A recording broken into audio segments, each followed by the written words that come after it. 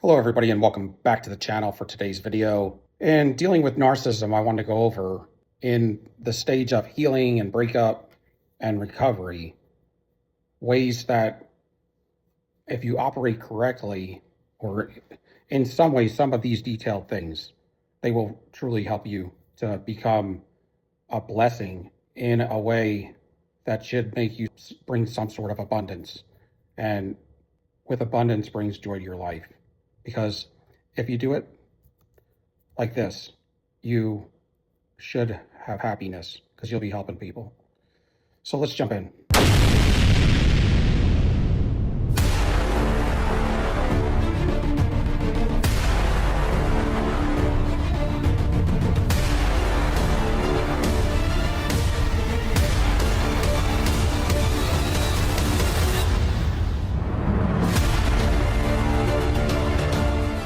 What I have found, these are some things that I've found that helped me, and I'm on a continued success going to the next level. I feel like I've been leveling up several times over in the last year, but I've been studying narcissism for several years. So this stuff has started to increase. It's almost like a horse that might have been trotting is now galloping. That's how my abundance is being seen like that now.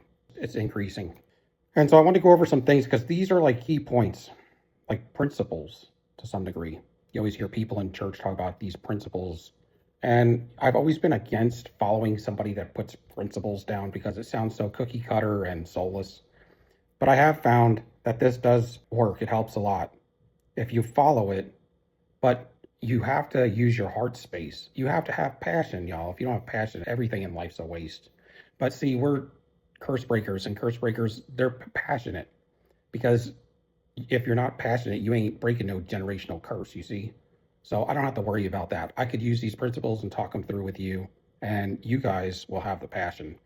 But I guess I wanted to say, as I want to start off with, you want to distance yourself from old individuals because there's many narcissists or narcissistic people that are going to be surrounding you.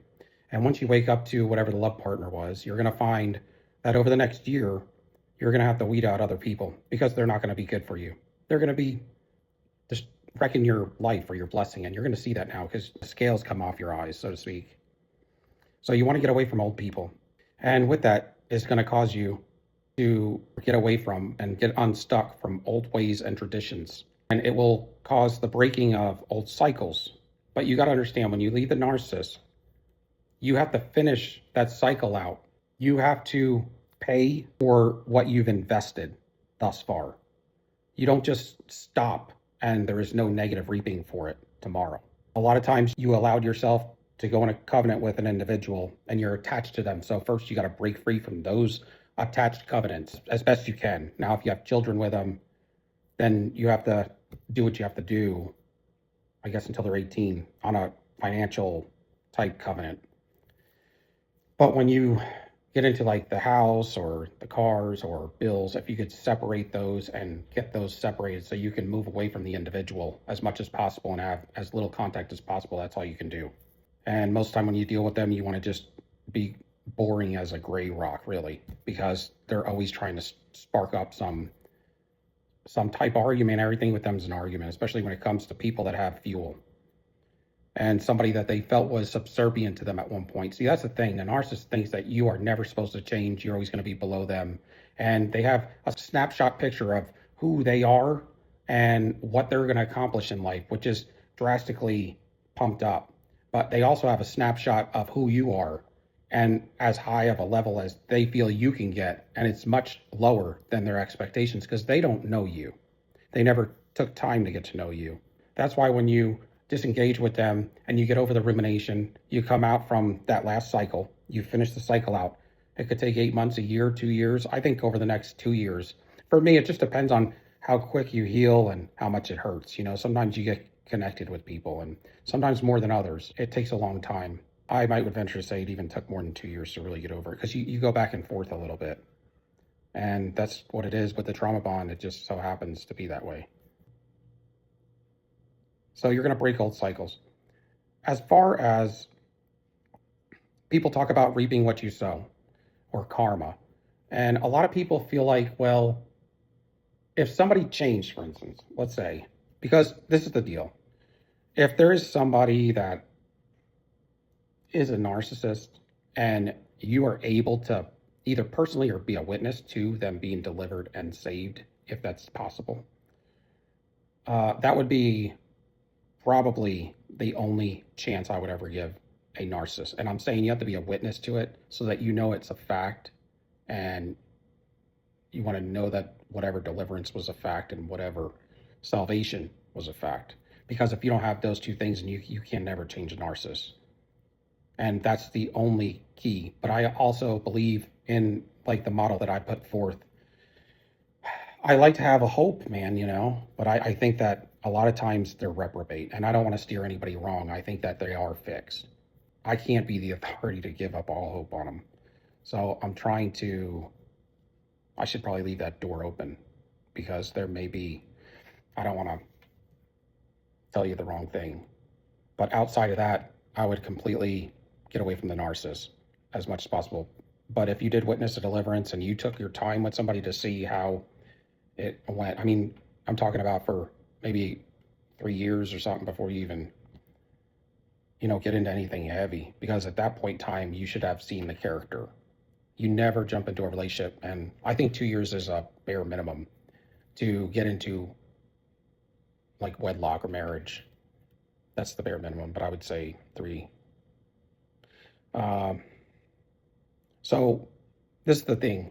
If you had a narcissist and you wanted to, for any reason, you feel like they changed or whatever, or just an evildoer, and you want to go back to them because you feel like they changed, a lot of times people feel like that their karma is it's going to stop today, but it's not. It's going to keep going until they catch up and bring that karma or that negative reaping back to zero. And if you're with them, you're going to have to pay for some of that because you're in covenant with them. You're agreeing to it. So just be careful if somebody has 15 years of negative reaping coming at them because they've done so much negative things to destroy people. You don't just get away with that. I think that there is a possibility to speed up negative reaping and bring it back to zero is maybe with salvation and deliverance, or deliverance and salvation, or however which way it works first. I think that's the only thing that could really give you grace to speed that up, because you will probably shed a lot. But in the case of an evildoer or something, it's just like you and I, we're gonna have to pay for things we did. And the way the narcissist is, they're always trying to avoid it and throw it off on other people, which brings them back more negative reaping. It's an interesting thought I haven't really thought about until this morning. After you get to zero, meaning you've paid all your debts to your negative reaping, then you're kind of like, that's when I feel like you can also walk in your complete, true, authentic self, or at least that is one of the key factors that will help propel you in that spot. But let's say you do something bad. I'm thinking you would probably get your negative reaping pretty quickly because you have nothing backed up there, but it may not. And then the next thing I would like to say is this would be like, then how would you get tested, right? Next comes the testing when you get to zero, I would suggest, which would be where it would be kind of like Job. So you'd be tested and it would seem like negative reaping because you're being tested, and a test would be an attack from the enemy.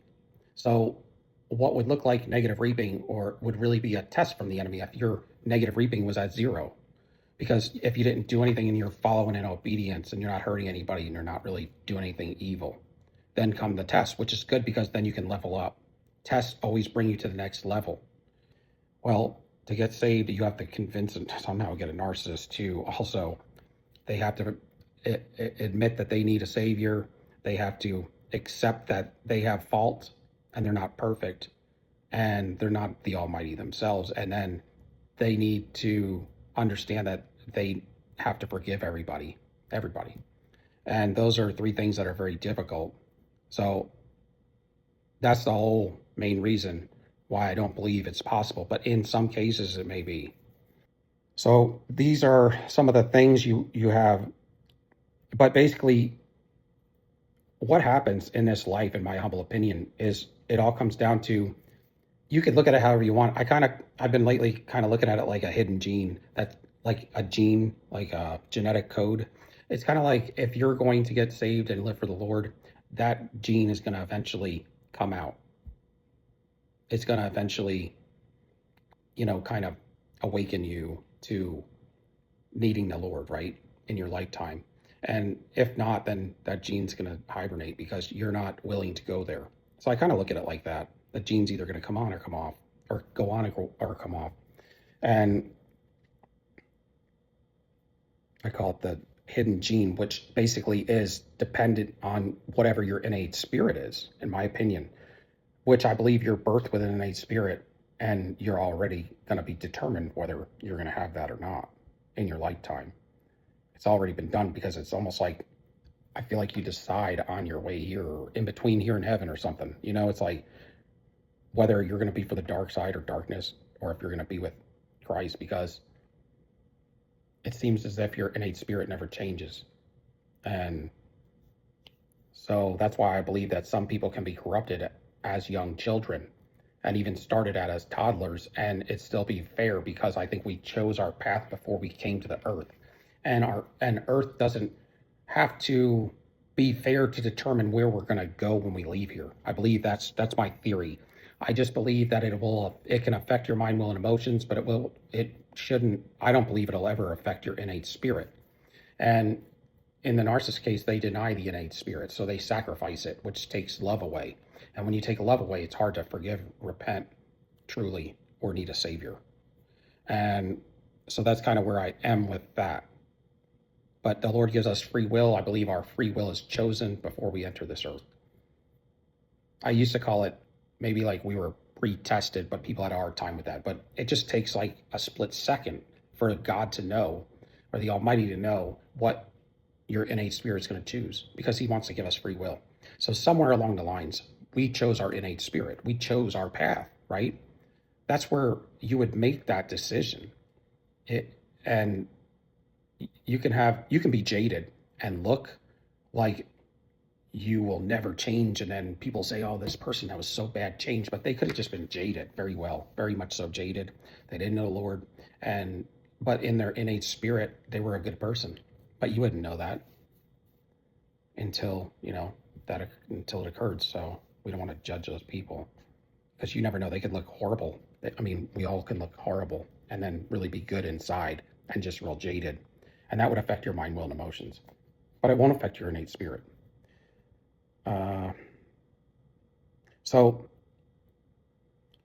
And in that innate spirit, you're either going to have chosen whether you're going to love or hate, have truth or lies. And like I said, if you can get delivered, then this would come back. See, the problem is, when dealing with the narcissist, we always think that when they tell us they changed. But you got to understand, if there's two people in there, the one in the back, or the one controlling everything, is going to let you see the good part first, and convince you to go back into the relationship. That could be the individual, but you have to know it's going to switch out later, and it's going to destroy you. Just always know, it's almost like they're bound and intertwined with the narcissist. The problem is they get on them, they get connected to them so young, and if they're able to shut off parts of their brain, I don't know how you open it back up. God can do anything. So, but I feel like they would almost have to separate. I don't know if they have that in deliverance, where you would tell the entity to separate from the human and then come up and come out, and demand them out. I don't know. Something that I have theory of. I do want to get into deliverance myself at some point, because it's something that we're supposed to do. We were commissioned to do that. But your order of protection is first to get saved, and then you're going to have to build ironclad boundaries, because that keeps you protected from everything out here. Evil, drugs, anything fluid. You're going to keep them away if you have boundaries that says, I'm not going to do that. Then if anybody comes around and does that, you're just like, no, stay away. Whatever it is, we're always working on our boundaries, and sometimes we have susceptibilities, so we have to be careful. But strong boundaries keep evil people out. That's your first defense. And then you have its coverage through boundaries, ironclad, and it's the power to protect. The power to protect is also based on your true authenticity. If you walk truly authentically and you're not walking in ego, and you know the Lord, and you're following some of these key things, man, you can go through hell on earth, and I feel like you'll be protected. I mean, you wouldn't even have to concern yourself, and you won't even walk in fear. That's the thing. A lot of times people, once they feel like they're in threat of something, they automatically very quickly fear, and then that throws them down into a negative vibration, and then all kind of problems occur. And if you know this, like I know this, you will know that it doesn't matter what anybody comes at you with. If you're following these things, God will protect you, man, through hell and high water, and you won't have to fear. And that's where your faith comes from. It's almost like if you were to follow things that should have happened to you, maybe, especially when you were supposed to be attacked, or if things that should have taken you out and they didn't. And it's like week after week after week, you know that it comes from these principles. But contracts, covenants, and consents, you don't want to go into any contracts, covenants, or consents with anybody evil. You don't want to switch money with them. You don't want to take a job from them. You don't want to work at a place that God wouldn't approve of, you know? So it's like you wouldn't want to work at a strip club or places like that, because that would bring your protection level down, because it wouldn't be blessed. You don't want to take gifts, and you don't want to eat other people's food. If somebody gives you a gift, you want to be careful, because you're a target. And a lot of times that's how witchcraft is passed on to you. That's how you can get sick. And people can kind of bind you to things by giving you gifts or food. It's like they gave you something. It's almost like they paid you. You see what I'm saying? That's why, like, a lot of famous people, they may get these really nice gifts, like a new car, or I don't know, a $14,000 watch or something. I don't know. But I wouldn't accept them from anybody, because those end up cursing you in the end, because of who gave it to you and what lies behind it, what covenant comes with it. It's just not worth it. You have to self-love. You have to have self-love, or else none of this will work either. It's something about you respecting and loving yourself, but that's what also pulls you into your true authenticity, because then you won't chase, then you'll respect yourself, then you'll be able to, and you have to respect others and love the Lord and respect others. But this is what truly protects you. Self-love and respect of others, or for others. And whatever, just be aware that whatever goes in, or whatever you see, whatever you hear, is going to come out. That's your vessel. Whatever you feed it, whatever you look at, whatever you do, whoever you hang out with, it's the company you keep. Very important. When you practice this, this is practicing obedience. This is what the Lord wants you to live like. But all of these, but I feel like true authenticity and ironclad boundaries, loving yourself, being careful with contracts, consents, are like a big deal as far as covering you and protecting you. Your career has to be respectful. I talked about that. And then you want to have equal scales. God, the Lord hates unequal scales where you're cheating somebody. Never cheat somebody, never steal. You want to give people an honest day's work for an honest day's pay, because that's not good either. And true authenticity, when you really walk in it, that's truth. Then you're truth. You're just being you. You're being truth. And when you're being truth, it unalives all lies and ensnarements, because it'll block them. And lies and manipulations are all forms of witchcraft. And that's another thing you need to get familiar with. I suggest it's good for you to get familiar with a little bit of understanding what type of witchcraft is out there. Just to look it up a little, Google some things so you have an idea, or just know how these attacks can come through people, like the gifting.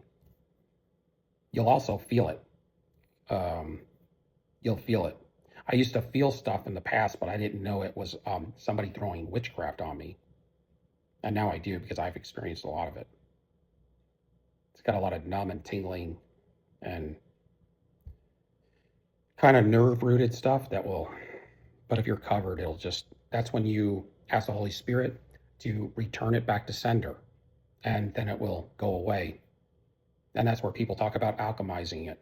That means, like, when people put you through hardships, it's like you can absorb it and transmute it, or turn it into, you got to cultivate it into a blessing.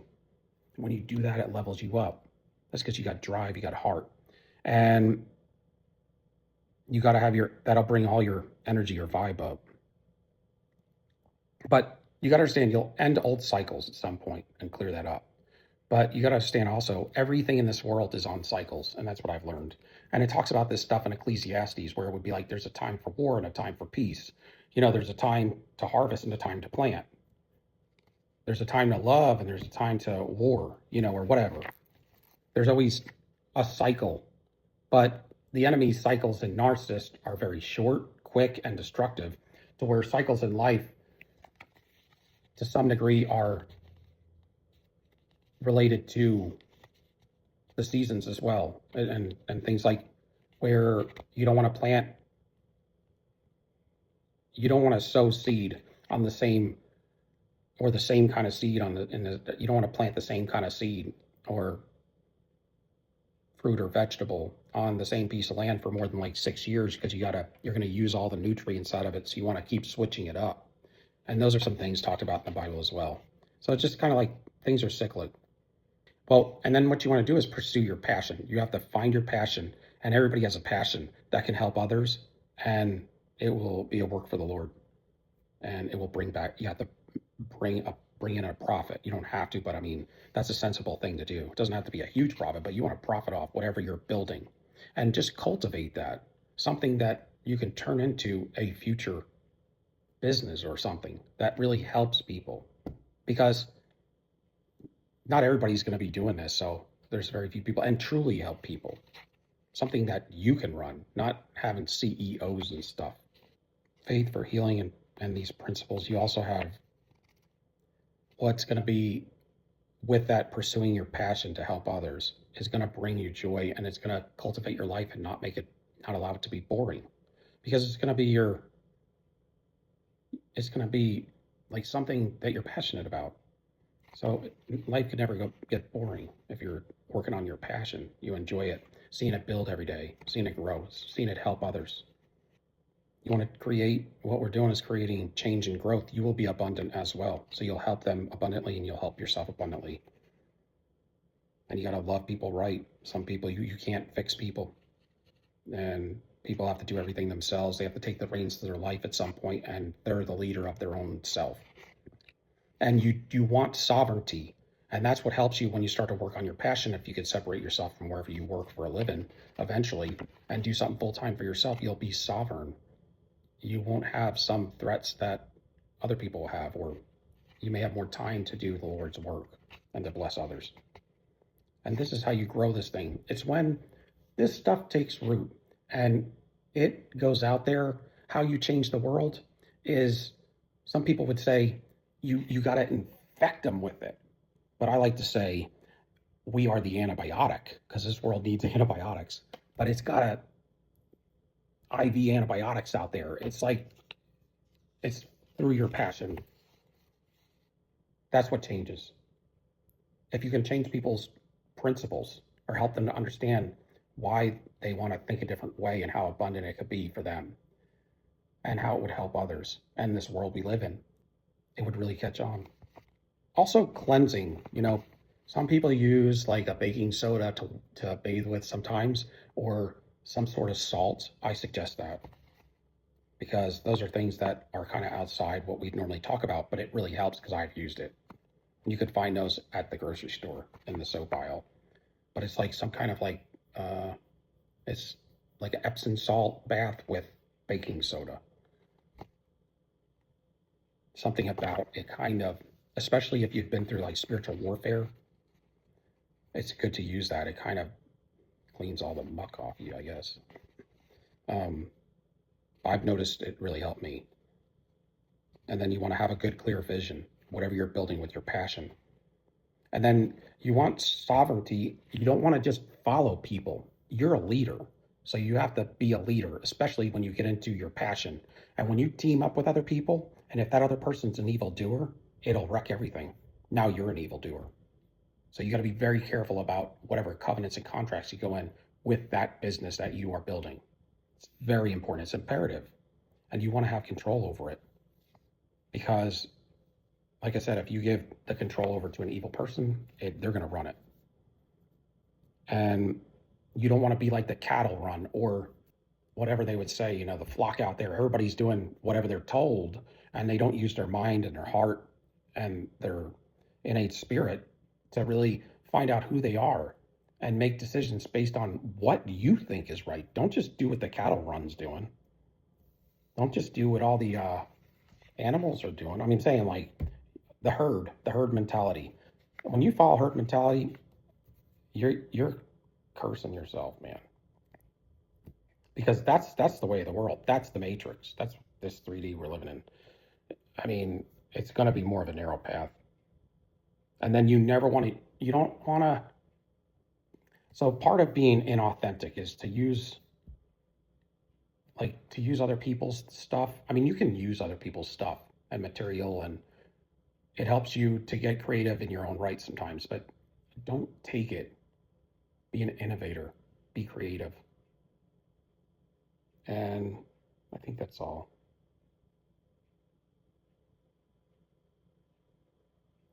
And also with witchcraft, and when people have been spelled, and when you get into narcissism, they do these kind of spells on you don't even know sometimes. And those things are connected in cycles. So sometimes when you're like, man, when is this going to end? Just give it some time. Sometimes you have to, because you're in some sort of unaware contract, but because you went into covenant with somebody and you're rubbing shoulders with them because they're your love partner, and then you leave them, that thing could be connected to you for a time. But it may cover and protect you. The Lord may cover and protect you, but you may not have a whole lot of fruit in whatever area of your life that is until after that thing ends. Like they put different things on you, like things to make you stay single because they're envious of you, or they still feel like they want you. So they will do spells like that, and you'll be connected to this stuff and you won't know. So you'll be like, why can't I ever find anyone? Sometimes it would be something like that, but these things don't last forever. And if you watch all your covenants and contracts and consents, that's where you determine if they can re-up that thing, reinstitute it. Is if you start hanging out with them again, then you're saying it's okay. But I think that's all. I just want to go over that. And I hope everybody has a good day. Love y'all till next time. Peace, we out.